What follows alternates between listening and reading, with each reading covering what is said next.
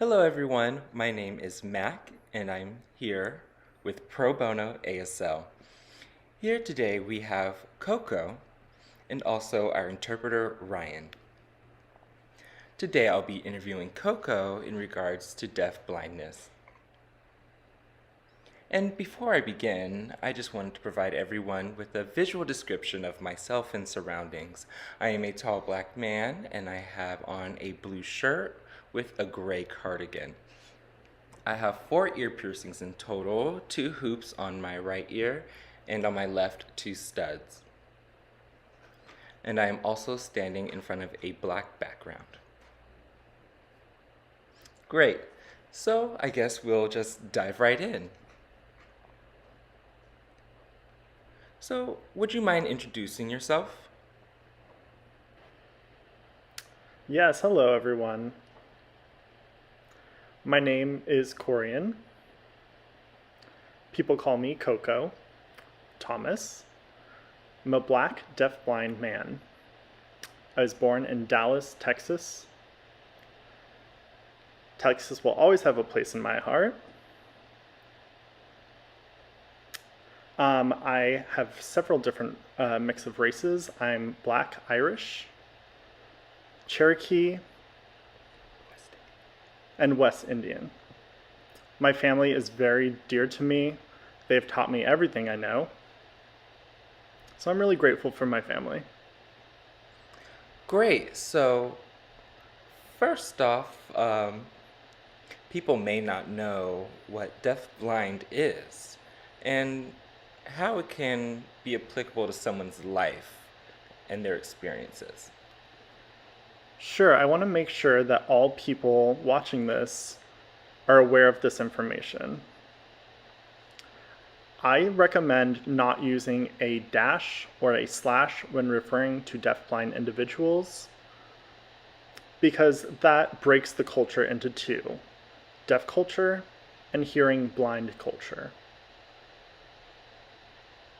And deaf-blind people don't want to feel like they're stuck in the middle.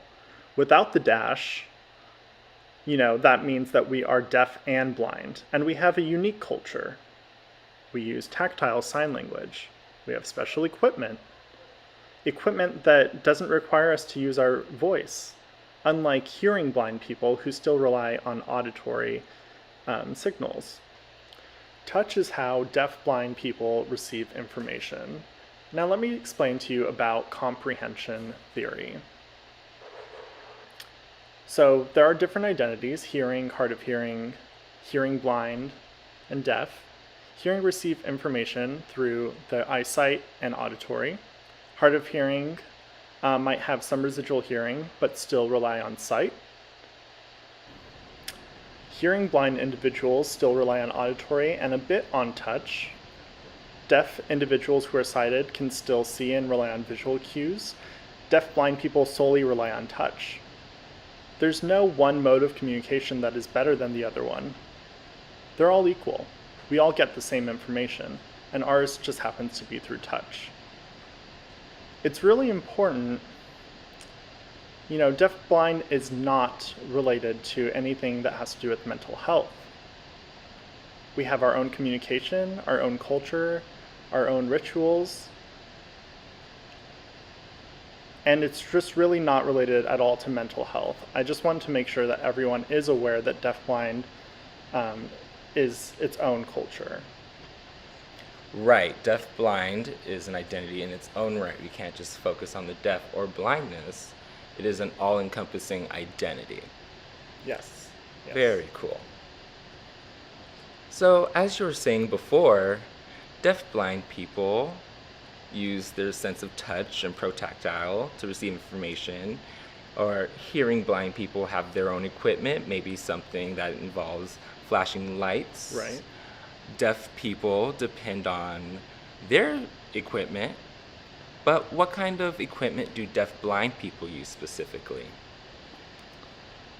Right, so there are different types of equipment that deaf-blind people can use. I use my iPhone or my iPad. I mean, it just depends also on what kind of blindness that a person has. They might not have peripheral vision, but we have our specific measures and accommodations.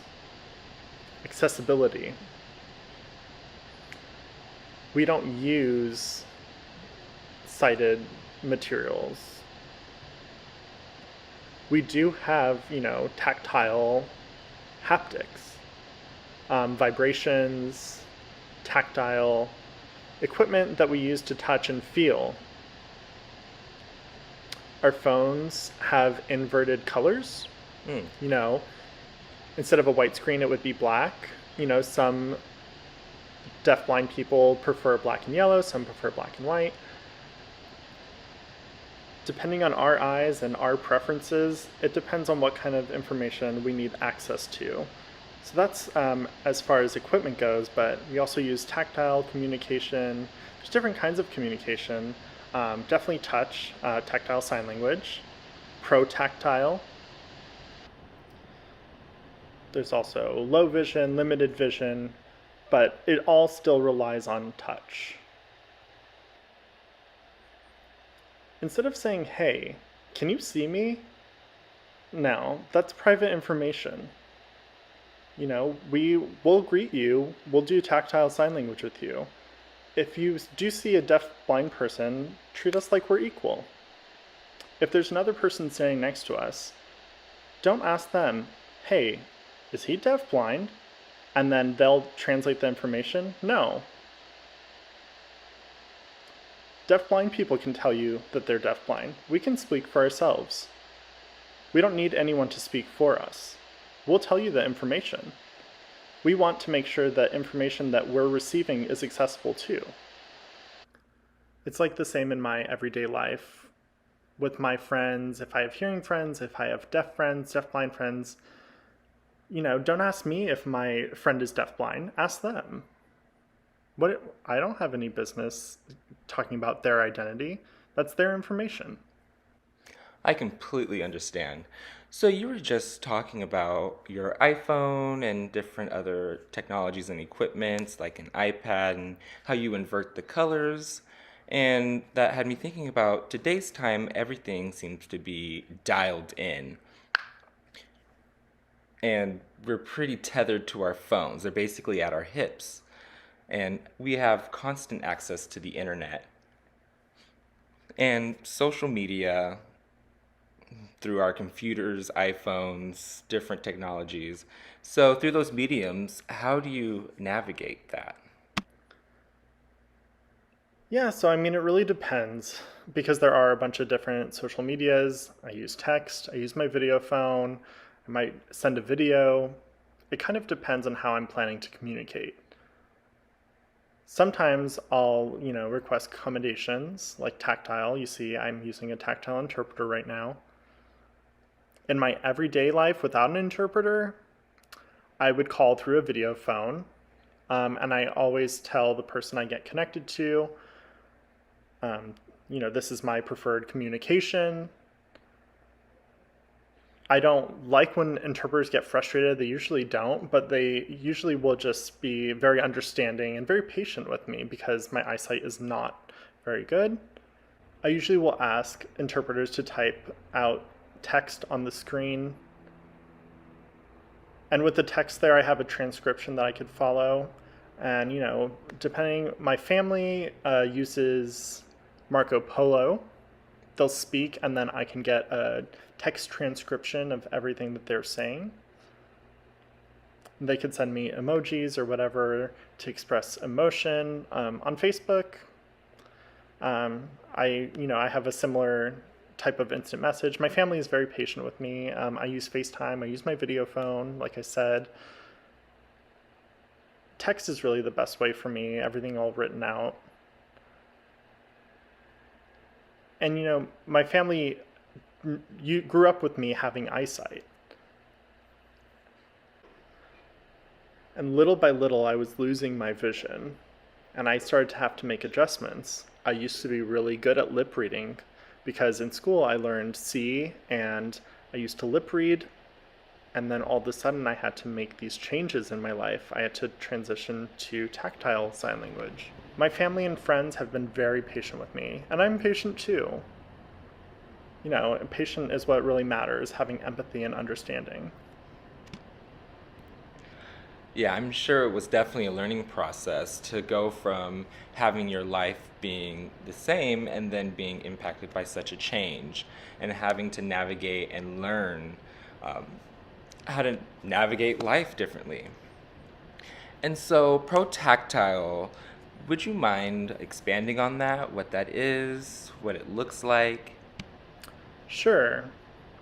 Protactile was set up in 2007. Yeah, 2007, I think. And then it really took off probably around 2010. And what Protactile is, it's ever changing. They finally really established 7 parameters to Protactile. So it uses both haptics and tactile communication. Haptics being touch, like on my back.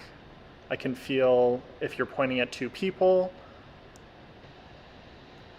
And then let me give you an example of what tactile communication might look like. And haptics.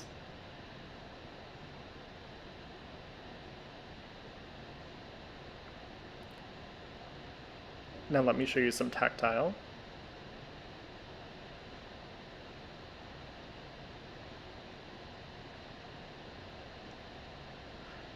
Similar to feeling a phone vibrate, how they have the haptic settings on your phone to navigate.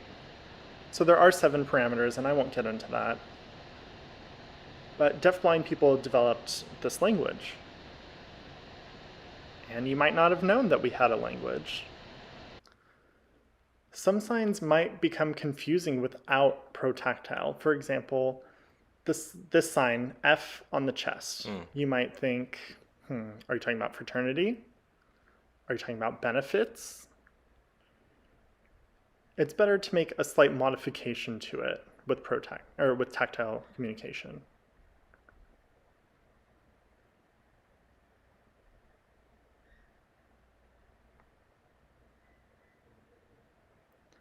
If you use F on the chest and then say boy or men, then you know they're talking about a fraternity. ASL is a visual language, and deaf people cherish that. And people might think that, I'm not using ASL. Well, I'm using Protactile ASL. It's more clear for deafblind individuals to have their own language, being Protactile. Cool. So it seems that it parallels with culture, how it changes, develops, and grows. PTASL, or Protactile Sign Language, first started and then just completely boomed in its own right and became its own language. That's pretty cool. So, moving on, the world is predominantly filled with sighted people. Or actually, let me clarify something. Is this the right word for sighted?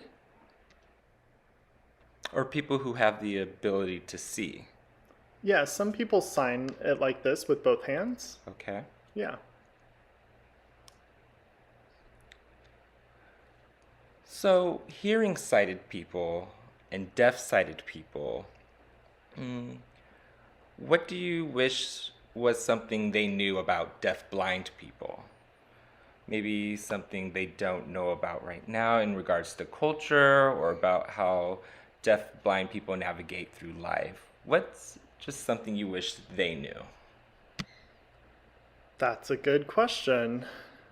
Yeah, I have to think about that. Something I wish each person knew about our background, well, really, I would just hope that they are able to be more open-minded instead of judgmental. Judgment leads to negativity and discouragement. Something I notice a lot with deafblind individuals, how different communities refer to deafblind people. And what I suggest is not to categorize deafblind people as disabled.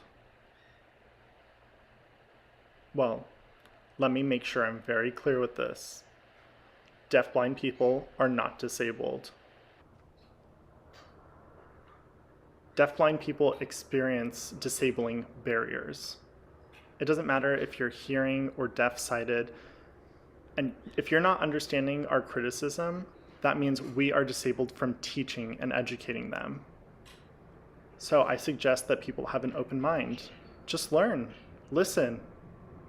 My favorite sign is this: receiving information and keeping it, retaining it and learning. Your ASL sign might look like this for when you're listening, but this is my sign for listening and learning. People have to be more empathetic. Try not to judge. Try not to critique or discourage people. Just sit with us, understand, become more aware, and educate yourself. Deafblind people, we're human. We're just like all of you. We may have different modes of communication, but just be considerate and sensitive of our differences. Same as hearing people. Some hearing people might have a stutter. You don't dismiss them. You're patient with them, and you listen. There are even some deaf people that some of them have a sign stutter. It would be the same concept. If you had a friend with a sign stutter, you're just patient with them. And me, using tactile sign language, I'm patient with them through that as well. I require patience, and I give patience. There are 2 points that I really want to emphasize, and I totally get what you're saying. Definitely, we need to be open-minded and patient when interacting with others, not to diminish them. That's something we don't need. We need to keep an open mind towards people and learn who they are and learn more about them. That can contribute to your growth as a person. And then also how you signed learning, how the information comes tactily, and that's how you learn. I really did want to highlight those 2 things because everyone accesses information differently, but the main focus and what's most important is access. Because just because someone learns tactily or receives information through their eyes, ears, or however they receive the information, the most important thing is the access and not to diminish anyone else. So I definitely really love that sign.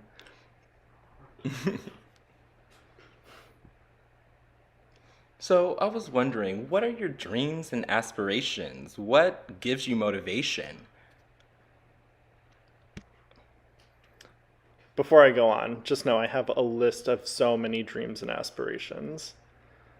And as I continue to learn, I do think that my number one goal is to get back to school. I'd like to get my PhD. That's been a goal of mine. And that goal does motivate me, and I do want to complete that. I want Black, deaf, blind individuals, all over the nation to be recognized.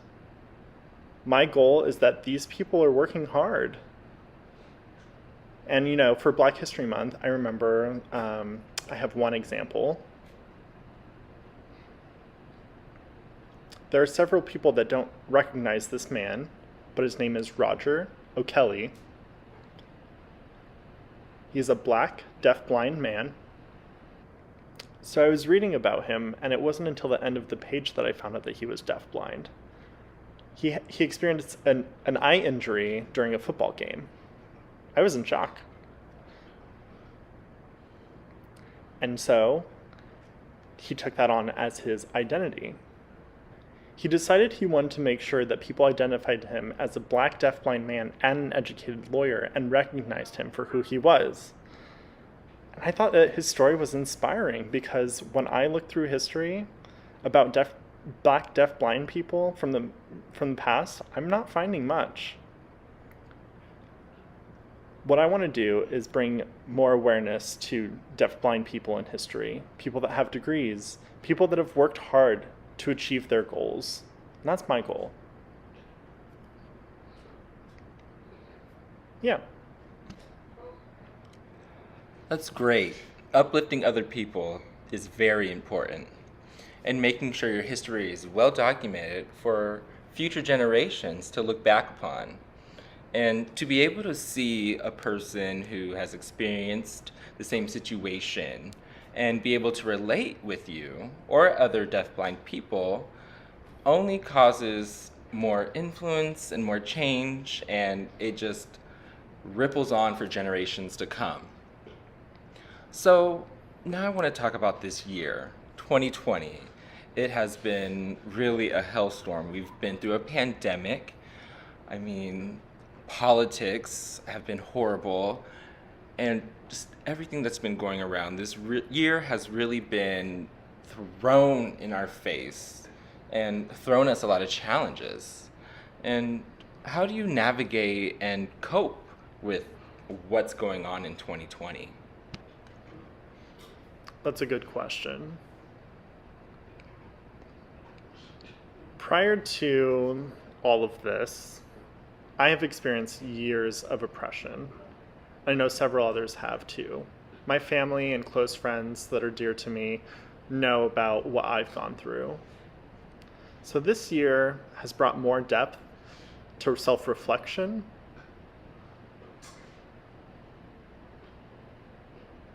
It's been interesting.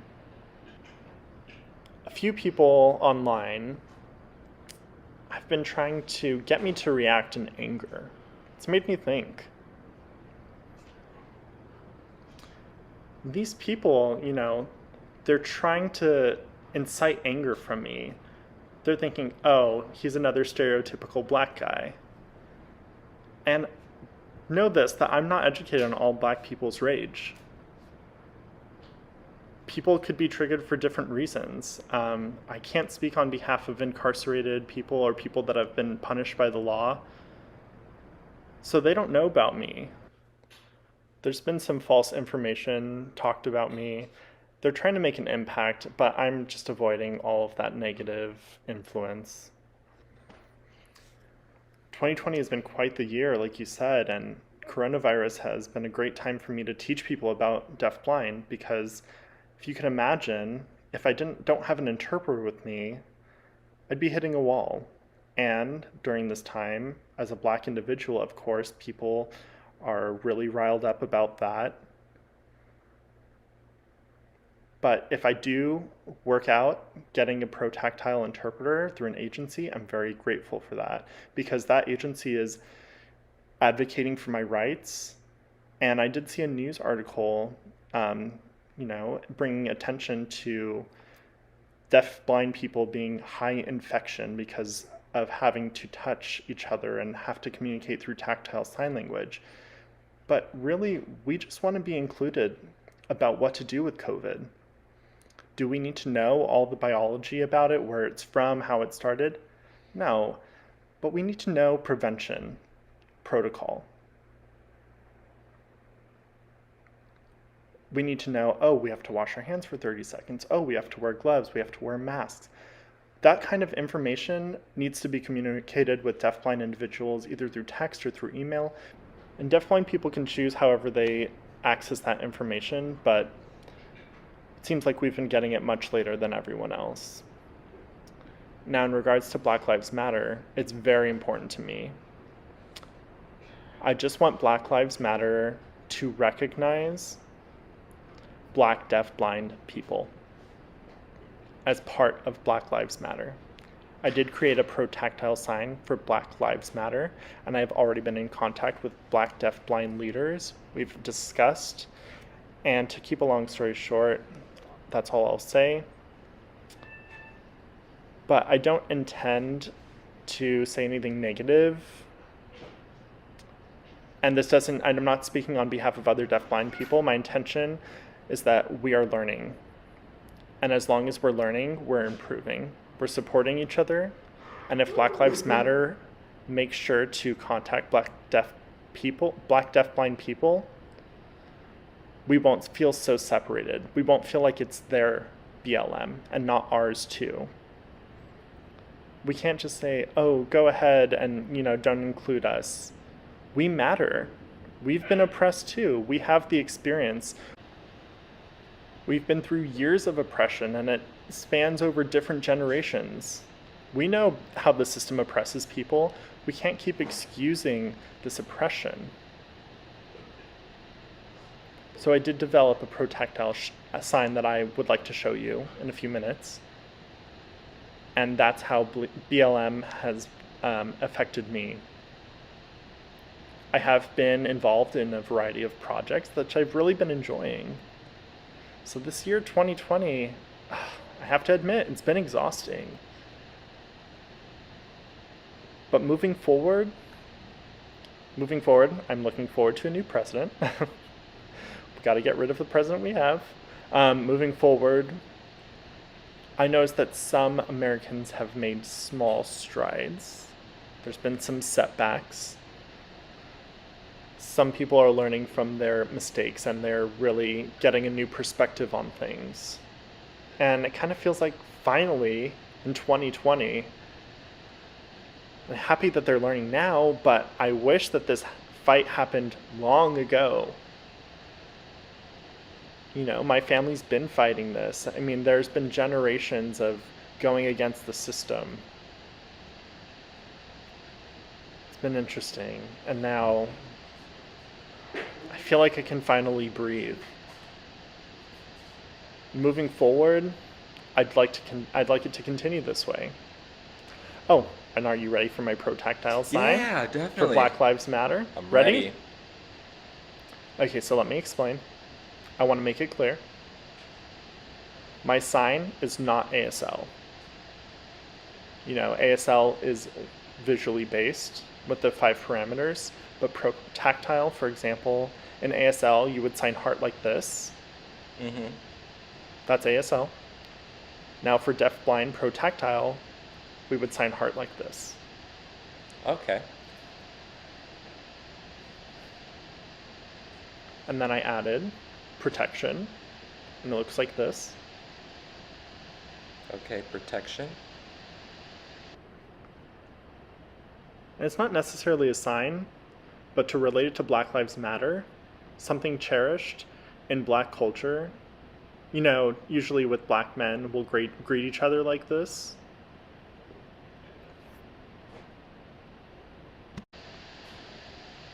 It looks the same as protection, like this, the sign that I just showed you. Like I'm protecting him, I'm protecting his life. And so I tied it back into Protactile for deaf-blind, Black deaf-blind. I showed some of my friends who are Black and deaf-blind, and they really liked it. We're protecting our lives, our Black lives. Black Lives Matter. I love that. Black Lives Matter. Definitely will remember that. Well, it seems that our time has run out, and I want to thank you for joining us today and taking time out of your schedule to be here. Absolutely. And to educate and inform people here. Thank you so much. And so I guess, again, my name is Mac, and thank you, Coco, and thank you, Ryan, for interpreting as well. Thank you. And thank you for joining us. Goodbye. Bye.